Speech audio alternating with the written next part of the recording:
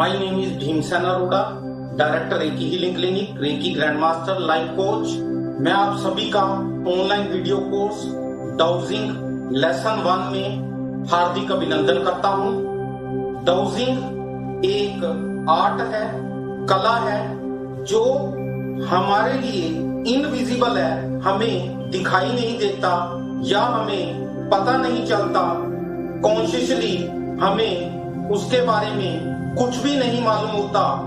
उन इनविजिबल, दिखाई ना देने वाली, समझ में ना आने वाली बातों को, चीजों को ढूंढने की कला का नाम डाउजिंग है।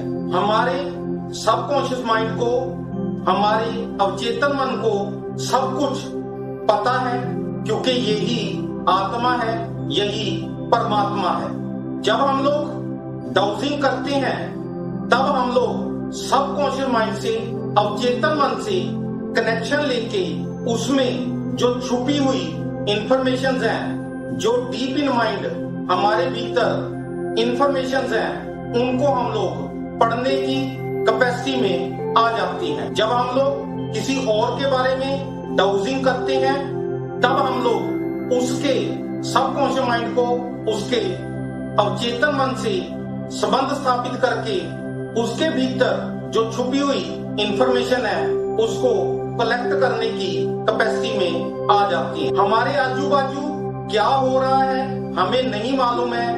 मेरे घर में कितनी चीनी पड़ी है, कितने चावल पड़े हैं, कितना राशन पड़ा है, मुझे नहीं पता, परंतु मेरे सबकॉन्शियस माइंड को ये सब कुछ पता है। मेरे अवचेतन मन को ये सब कुछ पता है। इस इंफॉर्मेशन को कलेक्ट करने के लिए हम लोग डाउजिंग का सहारा लेते हैं और डाउजिंग हमें भरपूर सहायता करती है ये इंफॉर्मेशंस को ढूंढने में, निकालने में। डाउजिंग का मतलब है डाउज करना। डाउज करने का मतलब है जो भी दो चीजों का फर्क निकाल सके वो डाउजिंग कहलाता है। ये डाउजिंग कोई नया आर्ट नहीं है, ये बहुत ही एंशियंट, बहुत ही पुराना आर्ट है। सदियों से इसको उपयोग किया जाता है। पुराने जमाने में जब पानी ढूंढना होता था, धरती के भीतर पानी है, परंतु वो पानी कहाँ पे है? वो धरती के भीतर 200 फीट, 300 फीट, 500 फीट नीचे पानी है, वो उसको हमने ढूंढना है, तो उसके लिए डाउजिंग का सहारा लिया जाता था। क्योंकि उस समय में सैटेलाइट नहीं होते थे जो हमें बता सके कि कौन सी धरती के भीतर पानी है, कहाँ पे पानी नहीं है। इसको पता करने के लिए डाउजिंग का सहारा लिया जाता था और डाउजर होते थे, वो प्रोफेशनली ये काम करते थे।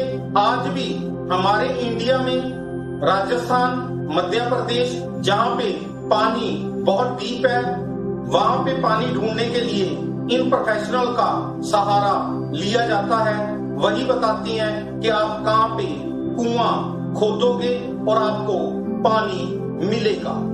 इसके लिए वो वाइड शेप टहनी का इस्तेमाल करते थे, जैसे आपको स्क्रीन पे दिखाया गया है, और वो उस टहनी को पकड़ के जिस जगह पे पानी ढूंढना होता था उस खेत में घूमते रहते थे।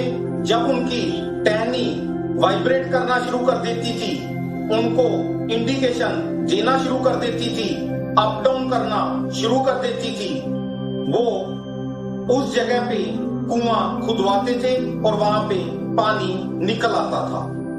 ऐसे ही डाउजिंग रॉड का इस्तेमाल किया जाता है पानी को ढूंढने के लिए।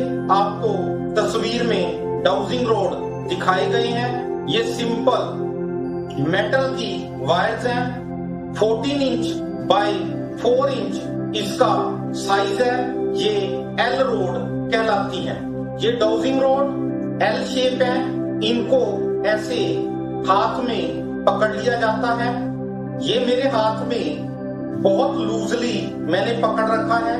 ये जिस तरफ मूव करना चाहें ये उस तरफ अपने आप मूव कर सकते हैं। अगर मैं इनको नीचे की तरफ ऐसे करके पकड़ूंगा तो ये ऐसे क्रॉस करती हैं। जब मैं ऊपर की तरफ ऐसे करके पकड़ता हूं तो ये खुलती हैं, परंतु एक जगह पे ये ऐसे अपना बैलेंस बना लेती हैं। मैंने एल शेप रॉड्स को पकड़ के जिस जमीन में पानी ढूंढना है वहां पे मूव करना शुरू कर देना है।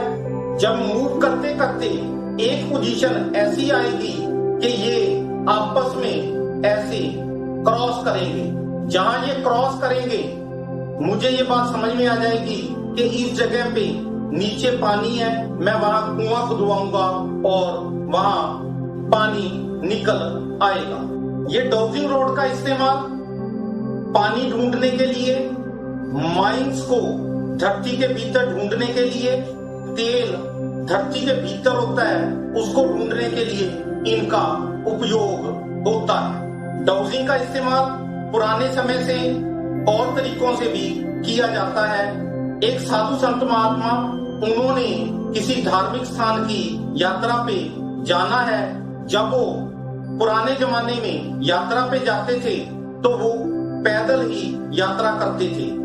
पैदल यात्रा करते हुए जहां उनको रात पड़ जाती थी वो वहां उस गांव की, उस शहर की धर्मशाला में स्टे कर लेते थे, वहां पे रुक जाते थे। और उनका लगभग फिक्स ही होता था कि वो हर वर्ष यात्रा पे जाते थे और हर वर्ष वो उसी रास्ते से जाते थे, उसी रास्ते से वापिस आते थे और स्टे भी वो एक ही जगह पे करते थे। ठिकाने फिक्स किए हुए होते थे, वो उन ठिकानों पे ही रुकते थे। अब संत महात्मा जी गांव में आए हैं। बुजुर्ग माता को अब बहुत क्यूरियोसिटी है, वो महात्मा जी को माथा टेकने जाती है, उनको मिलने जाती है। महात्मा जी हर वर्ष आते हैं, गांव वाले उनको सब मिलने आते ही आते हैं। उनको खाना भी कोई ना कोई दे जाता है। धर्मशाला में वो रुक रहे हैं। अब बुजुर्ग माता की जो बहू है, बेटे की जो वाइफ है, वो प्रेग्नेंट है, या उनकी बेटी जो घर पे आई हुई है वो भी प्रेग्नेंट है और उसके बच्चा होने वाला है। अब माता जी अपनी बहू या बेटी को लेके महात्मा जी के पास चले जाती हैं और महात्मा जी को रिक्वेस्ट करती हैं कि महात्मा जी कृपया बताएं, हमारे घर में पोता आएगा कि पोती आएगी, लड़का आएगा कि लड़की आएगी। अब महात्मा जी ने उनको बताना है और उस जमाने में कोई अल्ट्रासाउंड, सीटी स्कैन नहीं होते थे। महात्मा जी ने अब बताना है कि इस औरत के लड़का पैदा होगा या लड़की पैदा होगी। महात्मा जी उस लड़की को बोलते हैं कि आप आंखें बंद करके खड़े हो जाओ और 5 बार भगवान का नाम लो। वो लड़की 5 बार भगवान का नाम लेती है, ओम नमः शिवाय, ओम नमः शिवाय, ओम नमः शिवाय, जय माता की, जय माता की, जय माता की, या जिस भगवान को वो मानती है वो उसका नाम लेती है। फिर महात्मा जी उसको बोलते हैं कि बेटा 3 कदम आगे आ जाओ। अब लड़की ने आगे मूव करना है, आंखें उसकी बंद है। अब या तो वो दायां पैर आगे रखेगी या बायां पैर आगे रखेगी। लड़की ने 3 कदम आगे की तरफ बढ़ाए, उसने दायां पैर पहले आगे रखा, बायां पैर उसने बाद में रखा। 3 कदम आगे चलने के बाद लड़की रुक गई है। अब वो लड़की को कहते हैं कि 5 बार भगवान का नाम लो। लड़की ने 5 बार भगवान का नाम चैंट किया और 3 कदम फिर आगे आने के लिए उसको बोला गया। जब वो लड़की 3 कदम आगे की तरफ आएगी, या तो दायां पैर आगे बढ़ाएगी या बायां पैर आगे बढ़ाएगी। अब उसने फिर दायां पैर आगे बढ़ाया है और 3 कदम आगे आ गई है। आगे आके वो रुक गई है। महात्मा जी अब उसको बोलते हैं कि बेटा 5 बार भगवान का नाम लो। अब वो भगवान का नाम लेती है। फिर महात्मा जी उसको बोलते हैं कि 3 कदम आगे आ जाओ। अब या तो वो दायां पैर आगे बढ़ाएगी या बायां पैर आगे बढ़ाएगी। उसने दायां पैर आगे बढ़ाया है और 3 कदम आगे आ गई है। हम लोग 95% क्रियाएं सबकॉन्शियसली करते हैं, अवचेतन मन से करते हैं। उस लड़की ने दायां पैर आगे बढ़ाया है तीनों के तीनों बार, उसने सबकॉन्शियसली किया है। उसके कॉन्शियस माइंड को, उसके सचेत मन को नहीं पता कि उसके भीतर कौन सा गर्भ पल रहा है, लड़का पल रहा है या लड़की पल रही है, परंतु उसके सबकॉन्शियस माइंड को, उसके अवचेतन मन को ये बात पता है। उसने सबकॉन्शियसली अवचेतन मन से अपना दायां पैर तीनों के तीनों बार आगे बढ़ाया है। और ये साइंस महात्मा जी को मालूम है कि दायां पैर आगे बढ़ाएगी तो लड़का पैदा होगा, अगर वो बायां पैर आगे बढ़ाएगी तब लड़की पैदा होगी। तीनों के तीनों बार लड़की ने अगर दायां पैर आगे बढ़ाया है तो लड़का, अगर 3 में से 2 बार उसने दायां पैर आगे बढ़ाया है, 1 बार बायां पैर आगे बढ़ाया है तो भी लड़का, अगर 3 के 3 बार लड़की ने बायां पैर आगे बढ़ाया है तो उसके लड़की पैदा होगी। अगर 3 में से 2 बार उसने बायां पैर आगे बढ़ाया है, 1 बार दायां पैर आगे बढ़ाया है तो भी उसके यहाँ लड़की पैदा होगी। ये सब कुछ महात्मा जी को मालूम है, इसलिए उन्होंने तुरंत बोल दिया कि इस लड़की के बेटा पैदा होगा। अब महात्मा जी यात्रा पे चले गए हैं।